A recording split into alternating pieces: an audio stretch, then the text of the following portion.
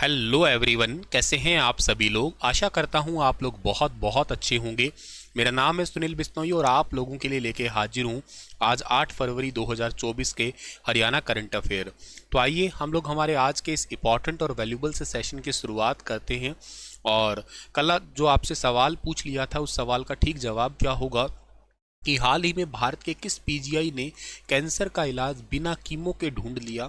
तो इस सवाल का ठीक आंसर था चंडीगढ़ पीजीआई, यानी कि ऑप्शन नंबर बी जो है इस सवाल का बिल्कुल ओके था।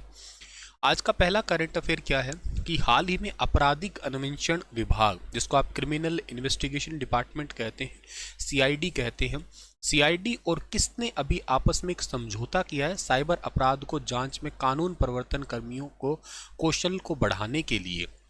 अभी हाल ही में Haryana criminal investigation department have signed a memorandum of understanding यानी कि MOU to enhance the skill of law enforcement personnel in cyber crime investigation through comprehensive capacity building programmes. तो ये समझौता किया है अभी हाल ही में सीडेक के साथ में। आप लोगों को अच्छे से पता होगा सीडेक का मतलब क्या है, centre for development advance computing है। और ये एक कंप्यूटिंग या यूं कह सकते हो बहुत अच्छे तरीके से इंडिया के अंदर रिसर्च या इलेक्ट्रॉनिक्स एंड इंफॉर्मेशन टेक्नोलॉजी के रिसर्च में काम करने वाली एक एजेंसी है, कह सकते हो आप लोग। अब ये समझौते का मतलब क्या है? इस समझौते का सीधा सीधा सा मतलब यही है, आजकल के टाइम पे आप सबको पता है कि साइबर सिक्योरिटी कितनी ज़्यादा ज़रूरी है, क्योंकि सारा काम तो इंटरनेट पे ही हो चला है। और उस साइबर सिक्योरिटी के लिए पहले से ही पता लग जाए अगर हमें कि कौन सा हमारे लिए नेटवर्क या कौन सी वेबसाइट सही है, कौन सी वेबसाइट हमारे लिए गलत है, इन चीज़ों के बारे में पता लग जाए पहले से ही, तो हम बहुत कुछ जो है ना वो अपने आप को ठीक कर सकते हैं। तो साइबर खतरे की खुफिया जानकारी या सामाजिक खुफिया तरीकों में प्रशिक्षण पहले से ही ट्रेनिंग देने के लिए ये एक्चुअली एक समझौता किया गया है। तो एमओयू के तहत हरियाणा सीआईडी अपनी साइबर फॉरेंसिक क्षमता निर्माण और अनुसंधान पहले को मजबूत करने के लिए सीडेक के साथ सहयोग करने वाली है। दूसरी ओर सीडेक सोशल मीडिया और साइबर अपराध के लिए समाधान विकसित करेगा और सशुल्क प्रशिक्षण कार्यक्रम प्रस्तुत करेगा, मतलब ट्रेनिंग वगैरह देने का काम करेगा, जिसमें बहुत सारे लोग ट्रेनिंग दे पाएंगे।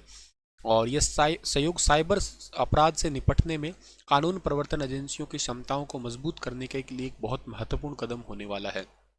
सीआईडी की बात करें तो ब्रिटिश सरकार ने साल 1902 में इसको सेटअप किया था।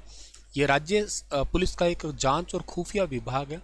और सीबीआई केंद्र सरकार की एक एजेंसी होती है।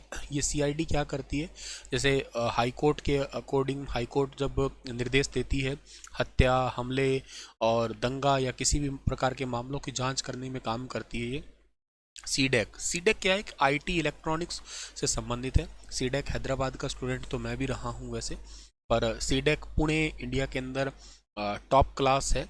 और अनुसंधान और विकास करने के लिए इलेक्ट्रॉनिक्स और सूचना प्रौद्योगिकी मंत्रालय, जिसको मिटी कहा करते हैं, ministry of electronics and information technology department है, उसके अंतर्गत आता है ये। आपको याद होगा भारत का पहला सुपर कंप्यूटर, है ना, याद है आपको भारत का पहला सुपर कंप्यूटर कौन सा था? तो भारत का पहला सुपर कंप्यूटर जो था ना, उसका नाम था परम 8000। परम 8000 वो कब बना था? वो बना था इन द ईयर ऑफ 1991 में। किसने बनाया था? C DAC, centre for development advance computing, Pune के द्वारा बनाया गया था। इसे भारत में सुपर कंप्यूटर के फादर किसे कहते हैं पता है आपको? भारत में सुपर कंप्यूटर के फादर कहा करते हैं विजय विजय पांडुरंगा, ठीक है ना, विजय पांडुरंगा भटकर। विजय पांडुरंगा भटकर को कहा जाता है सुपर कंप्यूटर के फादर कहा जाता है। अच्छा, एक बात और याद रखना, दुनिया में सुपर कंप्यूटर के फादर किसे कहते हैं? वो कहते हैं सिमोर करे को कहते हैं हम लोग, ठीक है। और के अलावा आप ये याद रखना कि दुनिया में आज सबसे फास्ट सुपर कंप्यूटर कौन सा है? तो दुनिया में आज सबसे फास्ट सुपर कंप्यूटर फ्रंटियर क्रे, ठीक है ना। और 2 नंबर पे कौन सा है? 2 नंबर पे फुगाकू है, ठीक है ना, फुगाकू है 2 नंबर पे। अच्छा, इसके बाद में आपको ये याद करना है कि अच्छा भारत में सबसे फास्ट सुपर कंप्यूटर कौन सा है? भारत में सबसे फास्ट जो है ना वो है एरावत। एरावत दुनिया में कौन से नंबर पे है? 75 नंबर पे। भारत में 2 नंबर पे कौन सा है? भारत में 2 नंबर पे है परम सिद्धि। परम सिद्धि एआई, परम सिद्धि एआई है। 3 नंबर पे कौन सा है वैसे? 3 नंबर पे परम प्रत्युष है, ठीक है ना। 4 पे कौन सा है सर? 4 पे मिहिर करके है। ऐसे कई सारे लिस्ट है, आप टॉप 2 याद कर लो काफ़ी है। दुनिया में भी बहुत ऐसे फ्रंटियर हो गया, फुगाकू हो गया, और लुम्मी करके है आपका, लियोनार्डो आता है, उसके बाद में समित आता है, ये लिस्ट है। सबसे पहले कौन सा बताया था मैंने? सबसे पहले मैंने आपको बताया है फ्रंटियर बताया, फ्रंटियर क्रे इसका नाम है, ये सबसे ऊपर है, पूरी दुनिया में टॉप पे है ये।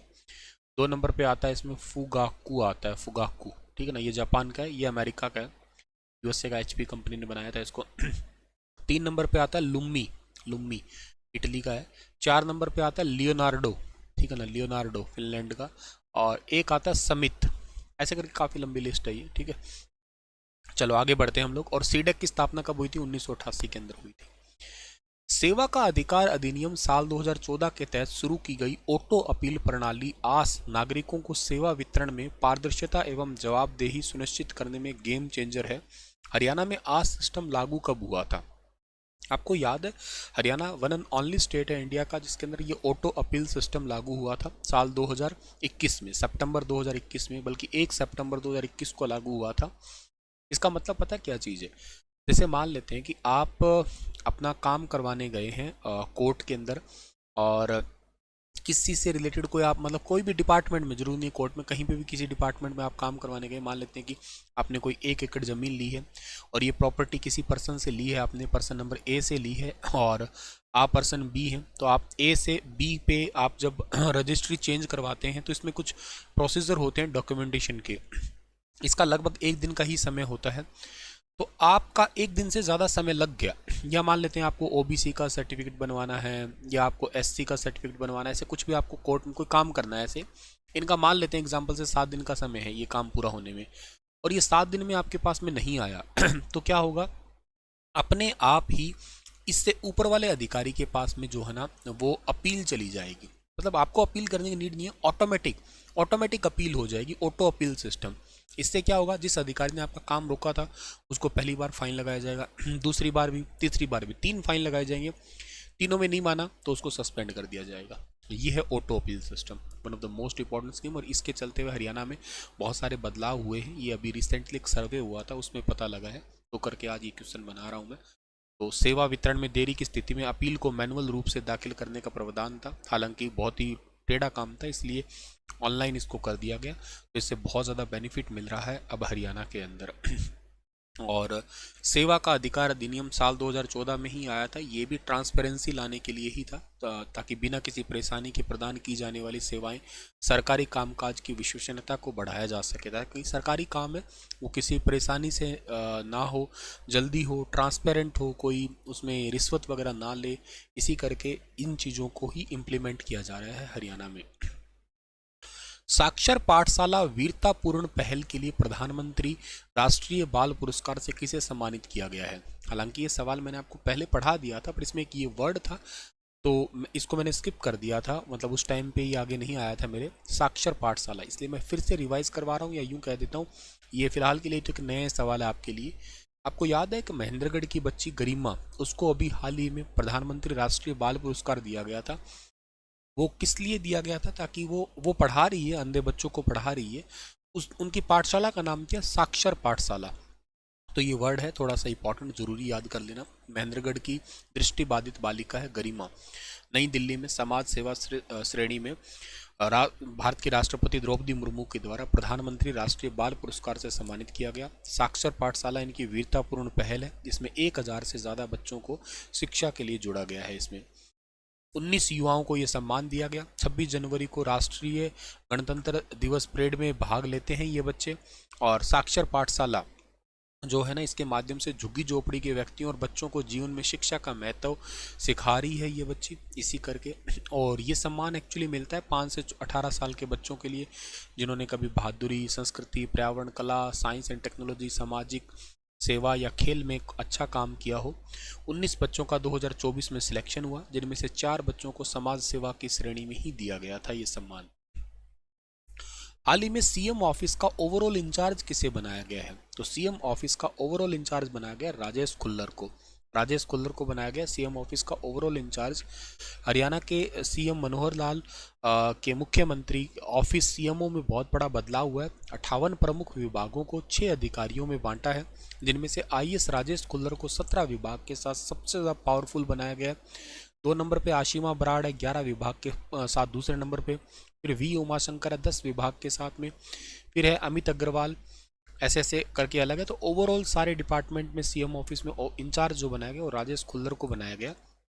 इनकी पत्नी का क्या नाम है, जो अभी हाल ही में एचपीएससी के अंदर मेंबर बनी थी, बताना कमेंट में, शायद आपको याद आ जाएगा, है ना, बहुत आसानी से याद आ जाएगा। इनको कौन कौन से डिपार्टमेंट मिले, वैसे तो इनकी लिस्ट है पर आपको इसे याद करने का नीड नहीं है, इतना ही है। सबसे ज़्यादा डिपार्टमेंट 17 डिपार्टमेंट मिले हैं राजेश खुल्लर को, ठीक है। हरियाणा के कितने शहरों में स्मार्ट मीटर लगाए जाएंगे, तो हरियाणा के कितने शहरों में स्मार्ट मीटर लगाए जाएंगे, टोटल 10 शहरों में स्मार्ट मीटर लगेंगे। हिसार भिवानी के लिए 548 करोड़ का टेंडर जारी हुआ है।